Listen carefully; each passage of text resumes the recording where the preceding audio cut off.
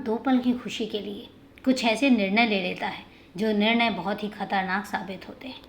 और हकीकत यही होती है कि जब नाजायज़ संबंधों के चलते हम अपने रास्ते को सुखद बनाना चाहते हैं तो उसका परिणाम बहुत घातक होता है। और जब उसका रिजल्ट सामने आता है तो उस इंसान के अलावा बाकी उसके घर परिवार को भी उसकी सज़ा भुगतनी पड़ती है। और यही सब होता है आज की कहानी में भी। आज की कहानी भी एक खुशहाल परिवार को तहस नहस करके रख देती है, सिर्फ और सिर्फ नाजायज़ संबंधों के चलते। क्या है आज की पूरी कहानी, हम जानेंगे विस्तार से। लेकिन उससे पहले नमस्कार दोस्तों, चैनल पर आपका स्वागत करती हूं और उम्मीद करती हूं कि आप सब लोग स्वस्थ होंगे, सुरक्षित होंगे।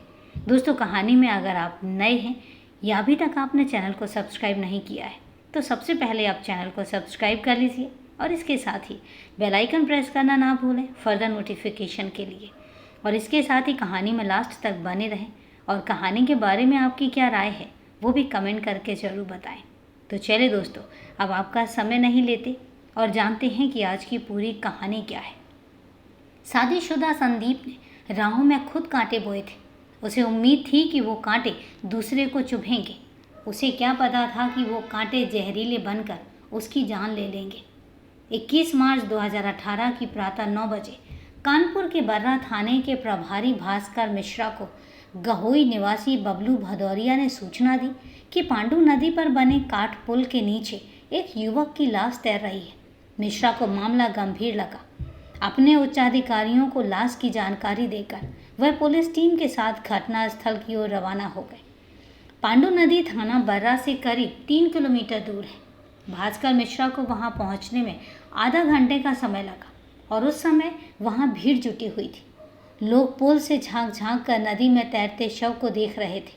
कोई कह रहा था कि युवक की मौत डूबने से हुई है तो कोई आत्महत्या करने की बात कह रहा था। कुछ लोग ऐसे भी थे जो हत्या की आशंका भी जता रहे थे। थाना प्रभारी भास्कर मिश्रा ने युवक के तैरते हुए शव को गौर से देखा तो गले में बंधे दुपट्टे से वह समझ गए कि युवक की हत्या की गई है। साथ ही पुलिस कर्मियों ने भी उनकी हाँ में हाँ मिलाई। मिश्रा भी निरीक्षण कर ही रहे थे कि सूचना पाकर एसपी साउथ अशोक कुमार वर्मा तथा सीओ गोविंद नगर सैफुद्दीन वेग भी वहां पर पहुंच गए। उन्होंने मौके पर फॉरेंसिक टीम को भी बुला लिया। पुलिस अधिकारियों ने नदी से लाश बाहर निकलवाकर उसका बारीकी से निरीक्षण किया। मृतक की उम्र करीब 30 वर्ष रही होगी और उसने नीले रंग की टी-शर्ट और पैंट पहना हुआ था।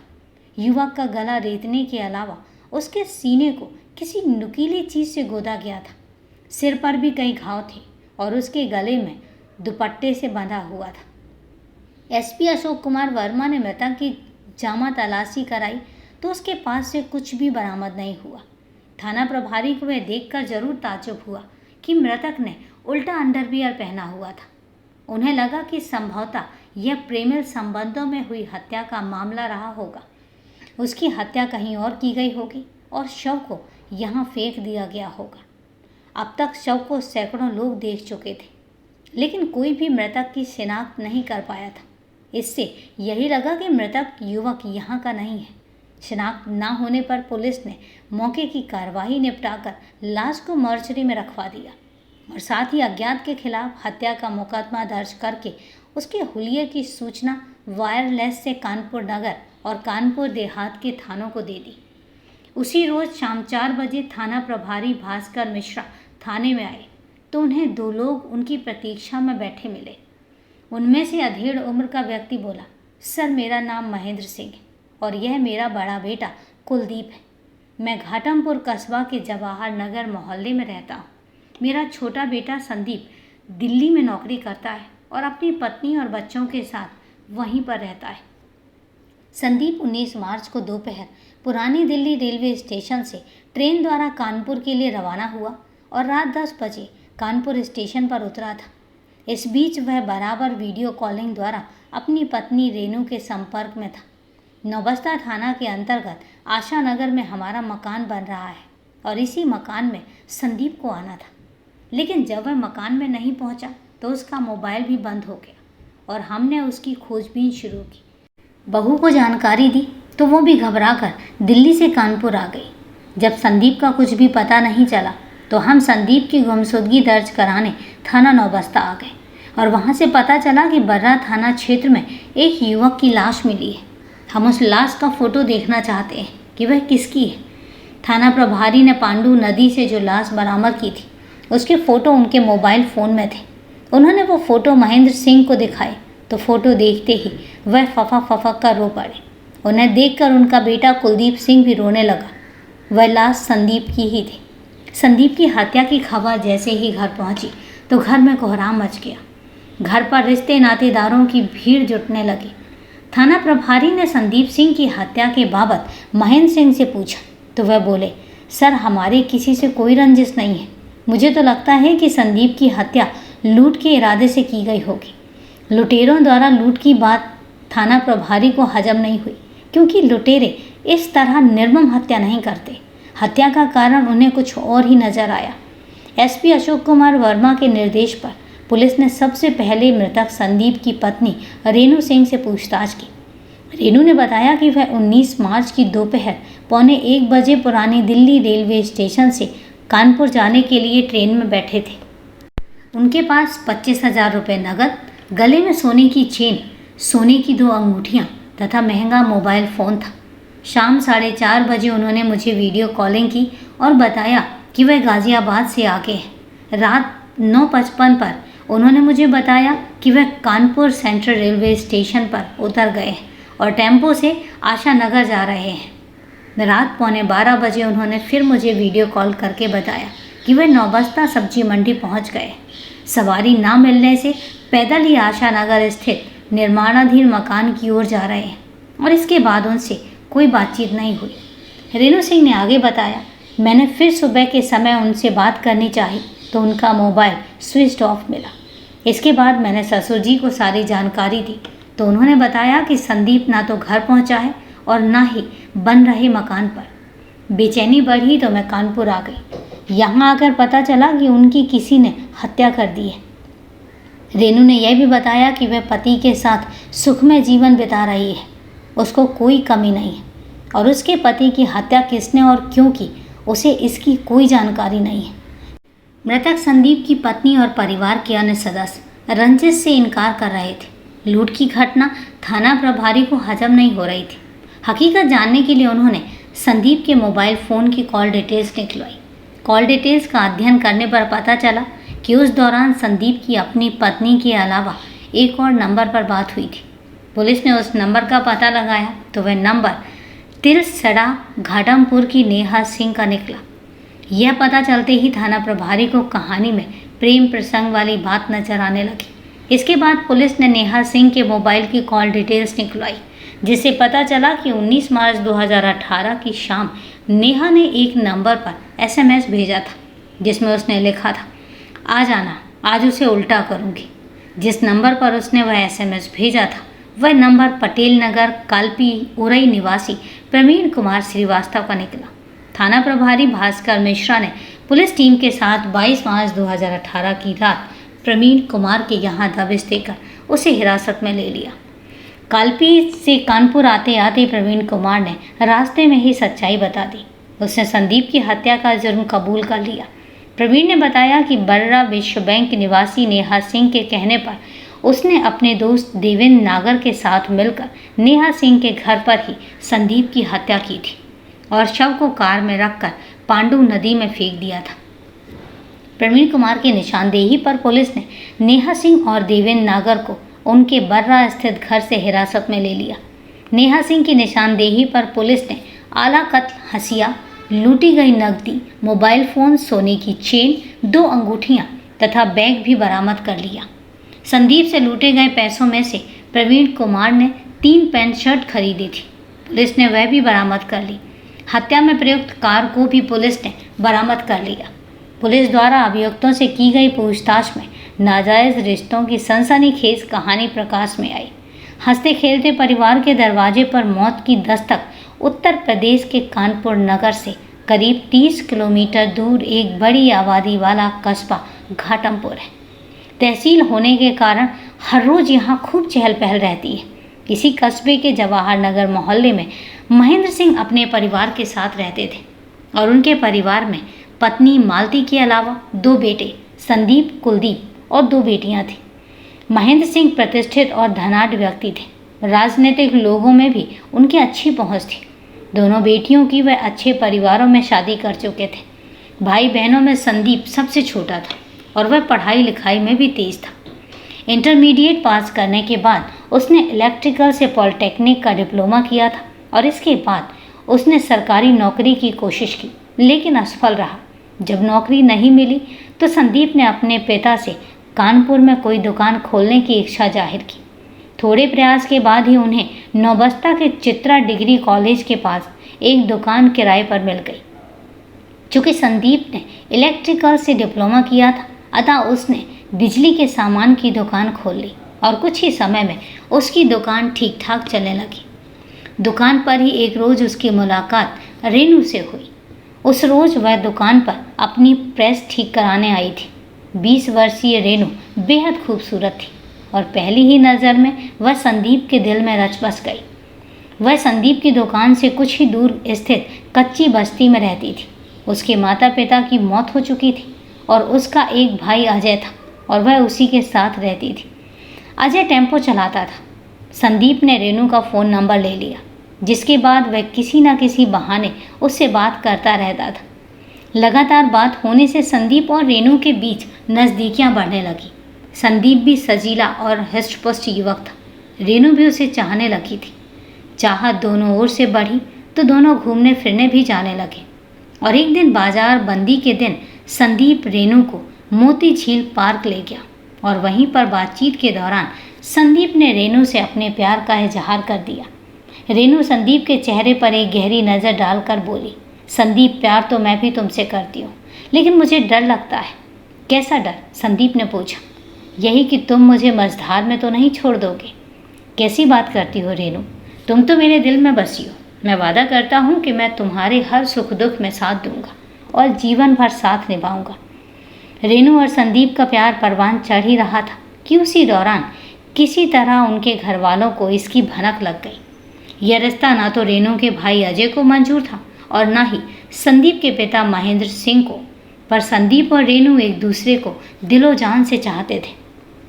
इसलिए घर वालों के विरोध के चलते दोनों भाग गए।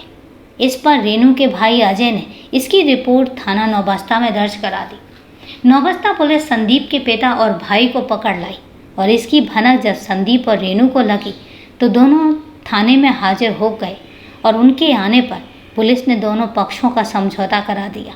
इसके बावजूद दोनों के आर्य समाज पद्धति से विवाह कर लिया। विवाह के बाद दोनों हंसी खुशी जीवन बिताने लगे। प्यार की मिठास बदलने लगी और करवाहट में रेनू की शादी को अभी 1 साल ही बीता था कि संदीप के जीवन में एक और लड़की नेहा सिंह आ गई। नेहा सिंह मूल रूप से हमीरपुर के बंडा गांव की रहने वाली थी। 3 भाई बहनों में वह सबसे बड़ी थी। नेहा के पिता हाकिम सिंह खेती किसानी करते थे और वह साधारण परिवार से थे। उनकी आर्थिक स्थिति भी अच्छी नहीं थी। इसी बंडा गांव में संदीप का ननिहाल था। संदीप कभी कभी ननिहाल जाता था और उसके मामा और नेहा का घर अगल बगल में था। दोनों परिवारों में घनिष्ठता भी थी और इसलिए नेहा का आना जाना बना रहता था। एक बार जब संदीप ननिहाल गया तो सजी धजी नेहा से उसकी आंखें चार हुई और नेहा भी संदीप को देखकर प्रभावित हुई और फिर दोनों में बातचीत होने लगी। जल्दी ही बातचीत प्यार में बदल गई और बाद में उन्होंने अपनी हसरतें भी पूरी की। इधर संदीप और नेहा के प्यार की भनक हाकिम सिंह को लगी तो उन्होंने आनन फानन में नेहा का विवाह कानपुर के तिलसरा गांव निवासी रणबीर सिंह के साथ कर दिया। लेकिन शादी के बाद भी संदीप ने नेहा का पीछा नहीं छोड़ा और वह उसकी ससुराल भी जाने लगा। नेहा के पति रणबीर सिंह ने विरोध जताया तो नेहा ने उसे रिश्तेदार बताकर पति का विरोध दबा दिया। उन्हीं दिनों संदीप सिंह की दिल्ली में रिलायंस कंपनी में इलेक्ट्रीशियन के पद पर नौकरी लग गई थी। वह पत्नी रेनू के साथ पुरानी दिल्ली में किराए के मकान में रहने लगा। दूर और व्यस्त रहने के कारण संदीप का नेहा से मिलना बंद हो गया। दिल्ली में संदीप और रेनू हंसी खुशी रहने लगे। अब तक रेनू 2 बच्चों की मां बन चुकी थी। इधर नेहा ने भी शादी करके 1 साल बाद एक बेटे को जन्म दिया। बेटे के जन्म के बाद नेहा ने पति रणबीर सिंह पर दबाव डाला कि वह शहर जाकर कोई नौकरी करे ताकि पैसा आए। रणवीर सिंह ने पत्नी की बात मानकर कोशिश की तो एक दोस्त के मार्फत उसे गाजियाबाद की एक प्राइवेट कंपनी में नौकरी मिल गई। कुछ महीने बाद नेहा भी पति के साथ गाजियाबाद में रहने लगी। बाद में संदीप को जब पता चला कि नेहा अपने पति के साथ गाजियाबाद में रह रही है तो उसकी बाँछें खिल उठी। एक रोज़ वह नेहा के कमरे पर जा पहुंचा। दोनों एक दूसरे को देखकर चहट उठे। पुरानी यादें ताज़ा हो गई और इसके बाद दोनों के बीच में फिर से नाजायज़ संबंध स्थापित हो गए। इसके बाद तो यह आए दिन का सिलसिला बन गया। रणबीर ड्यूटी पर जाता तो संदीप आ जाता और फिर दोनों मौज मस्ती करते। इसी दरमियान एक रोज़ संदीप ने धोखे से नेहा का अश्लील वीडियो बना लिया और आपत्तिजनक स्थिति की फ़ोटो भी मोबाइल में कैद कर लिए। कुछ समय बाद नेहा को संदीप का आना जाना खलने लगा। उसने विरोध जताया तो संदीप ने उसका अश्लील वीडियो सार्वजनिक करने की धमकी दे दी। इस पर नेहा डर गई और संदीप उसका शारीरिक शोषण करता रहा। रणवीर ने लगभग 4 साल तक गाजियाबाद में नौकरी की और बाद में उसकी नौकरी छूट गई तो वह अपने गांव दिलसड़ा वापस आ गया। नेहा का बेटा 5 साल का हो चुका था। वह उसे गांव के प्राइमरी स्कूल में नहीं पढ़ाना चाहती थी। बेटे को शहर में पढ़ाने के लिए नेहा ने पति पर दबाव डाला तो रणवीर ने कानपुर शहर में बर्रा विश्व बैंक के बी ब्लॉक में एक कमरा किराए पर ले लिया और नेहा के साथ रहने लगा। यह मकान सपा नेता वैभव मिश्रा का था। वह बर्रा में ही अपने दूसरे मकान में परिवार सहित रहते थे। किराए के मकान में आकर नेहा ने अपने बेटे का दाखिला इंग्लिश मीडियम स्कूल में करा दिया। किराए के इसी मकान में नेहा की मुलाकात प्रवीण कुमार श्रीवास्तव से हुई और वह मूल रूप से पटेल नगर कालपी का रहने वाला था और डी ब्लॉक बर्रा में किराए पर रहता था। प्रवीण कुमार सपा नेता वैभव मिश्रा का ड्राइवर था और इसके अलावा वह मकान का किराया भी वसूलता था। चंचल और हंसमुख नेहा से प्रवीण की जल्दी ही दोस्ती हो गई। दोस्ती प्यार में बदली और फिर दोनों के बीच नाजायज़ रिश्ता बन गया। इसके बाद वह नेहा की हर तरह से मदद करने लगा। नेहा का पति रणवीर सिंह किसान था। कभी वह नेहा के साथ रहता तो कभी महीनों तक गांव में, जिससे प्रवीण को नेहा से मिलने में कोई बाधा नहीं होती थी। संदीप सिंह नेहा की टो में लगा रहता था। वह अय्याश प्रवृत्ति का था और उसे जब पता चला कि नेहा अब बर्रा विश्व बैंक कॉलोनी में रहने लगी है तो वह वहाँ भी आने लगा और नेहा का शारीरिक शोषण करने लगा। नेहा जब उसका फ़ोन रिसीव नहीं करती तो वह विभिन्न नंबरों से कॉल करता। नेहा जब फ़ोन रिसीव कर लेती तो वह उसे भद्दी भद्दी गालियाँ देता और अश्लील फ़ोटो नाते रिश्तेदारों और घर वालों को भेजने की धमकी देता था। दरअसल नेहा के पास स्मार्टफोन नहीं था। संदीप ने फेसबुक पर उसके नाम की आईडी बना रखी थी जिसे वह खुद ही अपडेट करता था। अक्सर वह सोशल साइट पर नेहा की फ़ोटो के साथ किसी न किसी रिश्तेदार का फ़ोन नंबर डालकर घर वालों को परेशान करता रहता था। संदीप ने नेहा के मौसेरे भाई को नेहा की अश्लील फ़ोटो भेज भी दी थी। शारीरिक शोषण और संदीप की गंदी हरकतों से आज़म आकर नेहा ने अपने नए प्रेमी प्रवीण कुमार श्रीवास्तव को अपनी व्यथा सुनाई और संदीप से निजात दिलाने की बात कही। इस पर प्रवीण ने नेहा को बातचीत के जरिए समस्या को सुलझाने की सलाह दी। 1 मार्च को होली थी। संदीप होली मनाने पत्नी और बच्चों के साथ दिल्ली से अपने घर घाटमपुर आया। इन दिनों संदीप के पिता महेंद्र सिंह नौबस्ता के आशा नगर में नया मकान बनवा रहे थे। संदीप इसी निर्माणाधीन मकान में कई रोज़ रहकर देखरेख करता था। 8 मार्च को संदीप ने नेहा सिंह से बात करने के लिए उसका फ़ोन नंबर मिलाया, लेकिन नेहा ने फ़ोन रिसीव नहीं किया। कई बार प्रयास करने के बाद नेहा ने फ़ोन रिसीव किया तो वह नाराज़ हुआ और मिलने के लिए कहने लगा। नेहा मिलने आई तो संदीप ने उसे गालियाँ दी और फ़ोन ना उठाने और ना मिलने से इनकार करने पर 2 थप्पड़ भी जड़ दिए। नेहा तमतमा कर रहकर चली गई और संदीप पत्नी बच्चों के साथ दिल्ली वापस चला गया। अपमानित नेहा ने प्रवीण कुमार से संपर्क किया और संदीप द्वारा बेइज्जत करने और थप्पड़ मारने की बात बताई। नेहा ने कहा कि संदीप की जातियाँ अब बर्दाश्त नहीं होती, अतः उसे रास्ते से हटाना ही होगा, जिसके लिए तुम्हें साथ देना होगा। अगर तुमने साथ नहीं दिया तो आज के बाद मुझसे बात मत करना।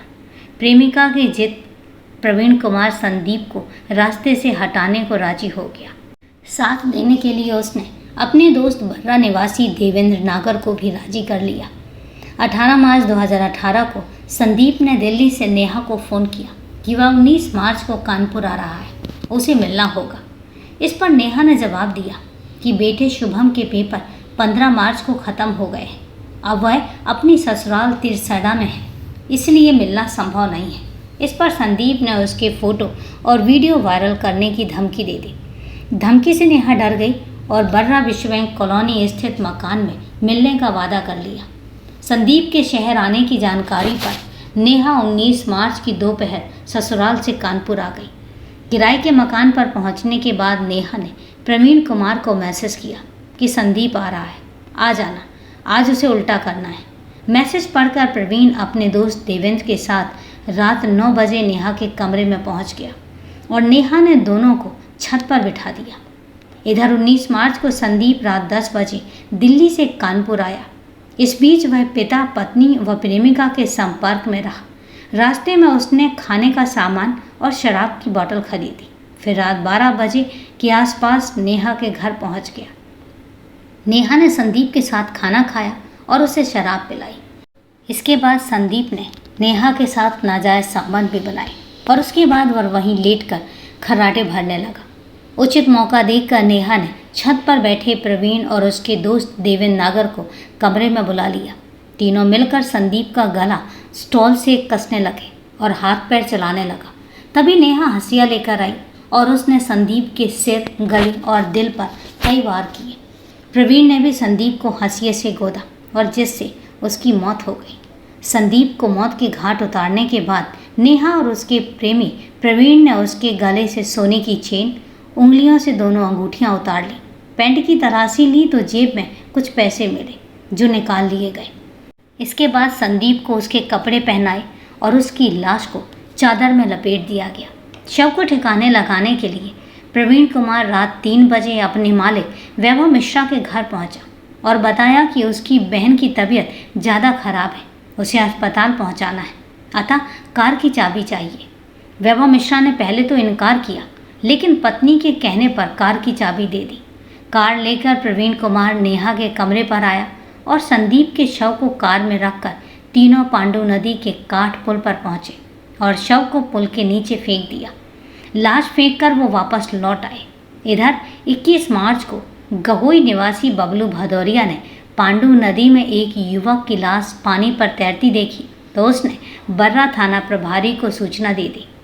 थाना प्रभारी भास्कर मिश्रा ने तीनों अभियुक्तों से पूछताछ के बाद 23 मार्च 2018 को कानपुर कोर्ट में सीएमएम की अदालत में पेश किया और जहां से तीनों को जिला जेल भेज दिया गया। कथा संकलन तक उनकी जमानत नहीं हुई थी। तो दोस्तों, ये है नाजायज़ संबंधों में लिपटी हुई दर्द भरी कहानी। तो दोस्तों, कहानी को लास्ट तक सुनने के लिए आपका तहे दिल से धन्यवाद। और कहानी के बारे में आपकी क्या राय है, कमेंट करके ज़रूर बताएं। और हाँ, अब से आपके कमेंट्स के जवाब का सिलसिला भी शुरू होने जा रहा है, जल्दी ही शुरू होगा। तो चलिए दोस्तों, आज के लिए इतना ही। कल फिर मिलते हैं क्राइम की एक सच्ची कहानी के साथ। तब तक के लिए सेफ रहें, सुरक्षित रहें और अपना ध्यान रखें। जय हिंद दोस्तों, जय भारत।